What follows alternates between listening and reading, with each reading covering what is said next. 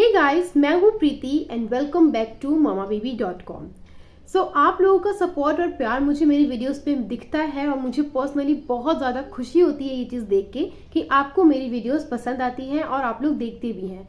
But मैं आपको एक चीज़ और कहना चाहती हूँ कि आप और कौन सी वीडियोस देखना चाहते हैं, आपको और कौन से बेबी से रिलेटेड, प्रेगनेंसी से रिलेटेड या मदरहुड से रिलेटेड कौन सी वीडियोस आप देखना पसंद करते हैं। तो अगर आप चाहते हैं कि मैं और भी अलग अलग तरीके की वीडियो लेकर आऊं, अलग अलग इन्फॉर्मेटिव वीडियोस आपके साथ शेयर करूं, तो मुझे प्लीज कमेंट कीजिए ताकि मुझे और भी आइडियाज मिल सके। आज की वीडियो स्टार्ट करने से पहले मैं एक छोटी सी रिक्वेस्ट करना चाहूंगी जो मैं हर वीडियो में करती हूँ कि अगर आप मेरे चैनल पर न्यू है, फर्स्ट टाइम विजिट कर रहे हैं, तो प्लीज मेरे चैनल को सब्सक्राइब कर लीजिए, रेड बटन को क्लिक करके एंड बेल आइकन को प्रेस कीजिए जिससे मेरे वीडियोस की सारी अपडेट आप तक सबसे पहले पहुंच सके। तो चलिए वीडियो को स्टार्ट करते हैं। अक्सर ये देखा जाता है कि जो छोटे बच्चे होते हैं, जैसे 0 to 1 ईयर, 2 ईयर या 3 इयर्स के बच्चे होते हैं, इनके अंदर घरघराहट की परेशानी हमेशा लगी रहती है, चाहे वो विंटर्स हो या समर हो। आप देखते होंगे कि जब बच्चा सांस लेता है या सांस छोड़ता है तो उसकी नाक से, गले से और छाती से घरघराहट की आवाज आती है। स्पेशली वो सुबह के टाइम पे और शाम के टाइम पर होती है। और उसमें भी अगर बच्चा लेटा हुआ है, सुला रखा है आपने अपने बच्चे को और पीठ के बल बच्चा लेटा हुआ है, तो वो आवाज ज्यादा आती है।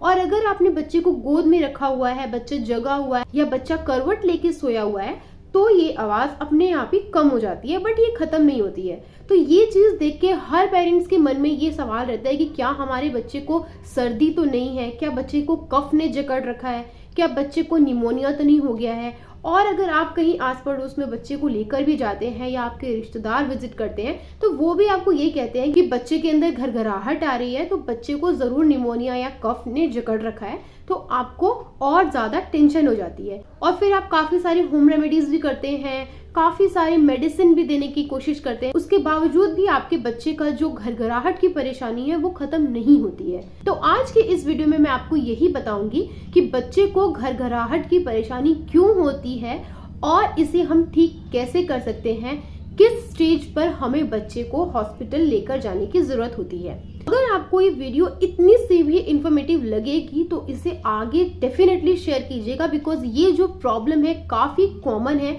ये हर दूसरे बच्चे के अंदर होती है। तो आगे भी उन मदर्स की हेल्प हो सके जिनके बच्चे को ये प्रॉब्लम है। तो चलिए वीडियो को स्टार्ट करते हैं। तो बेसिकली क्या होता है, जो बच्चे की सांस लेने वाली नली होती है, जो यहाँ से इस तरीके से जाती है, तो वो होती है बहुत पतली। और जब वो नली और ज्यादा पतली हो जाती है या थोड़ी सी कहीं मुड़ जाती है, तो उसमें जब हवा अंदर जाती है या हवा बाहर आती है तो उसके वजह से सीटी जैसी आवाज कभी कभी आपको सुनाई देगी या घरघराहट की आवाज सुनाई देती है। इसका मतलब ये बिल्कुल नहीं है कि बच्चे को कफ है या बच्चे को सर्दी या जुकाम है, बट आपको टेंशन लेने की कोई जरूरत नहीं है। आपको ऐसा सोचने की जरूरत नहीं है कि बच्चे को ये हमेशा रहेगा, ऐसा नहीं होता है। बच्चा अभी छोटा है इसलिए ये प्रॉब्लम होती है, बट जैसे जैसे बच्चा बड़ा होता है ग्रेजुअली वो चीज ठीक हो जाती है। जब तक बच्चा 4 साल 5 साल का है तब तक ही ये चीज आपको परेशान करती है। बट काफी टाइम क्या होता है, बच्चे को ये वायरल इन्फेक्शन या बैक्टीरियल इन्फेक्शन की वजह से भी हो सकता है। इस केस में आपको किसी मेडिसिन की जरूरत पड़ सकती है, तो आप डॉक्टर से भी कंसल्ट कर सकते हैं। नेक्स्ट जो चीज है, बच्चे को हो सकता है धूल या पॉल्यूशन की वजह से ये प्रॉब्लम स्टार्ट हो जाए,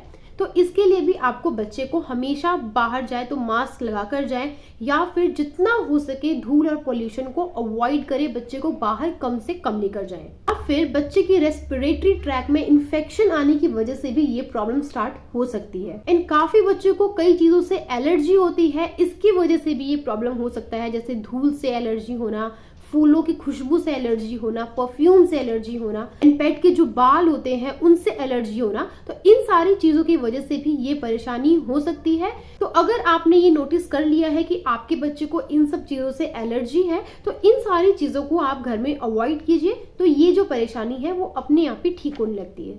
कई बच्चों को बर्थ के टाइम से ही कोई प्रॉब्लम हो सकती है, जैसे कि अस्थमा की प्रॉब्लम होती है।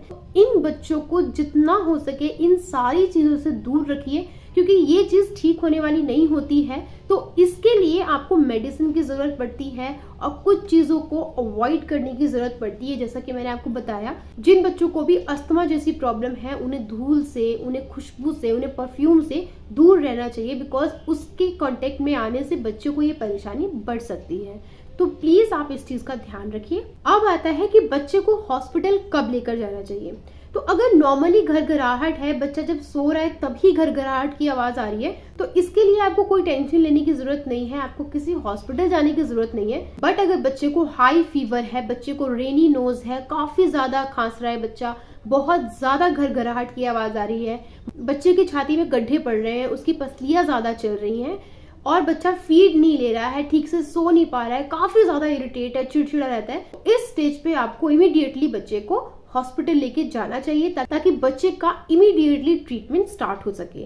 तो आई होप आपको ये चीज़ समझ में आ गई होगी कि बच्चे की घरघराहट की परेशानी क्यों होती है, किस स्टेज पे हमें बच्चे को हॉस्पिटल लेके जाना चाहिए और बच्चे की घरघराहट नॉर्मल होती है या नहीं होती है।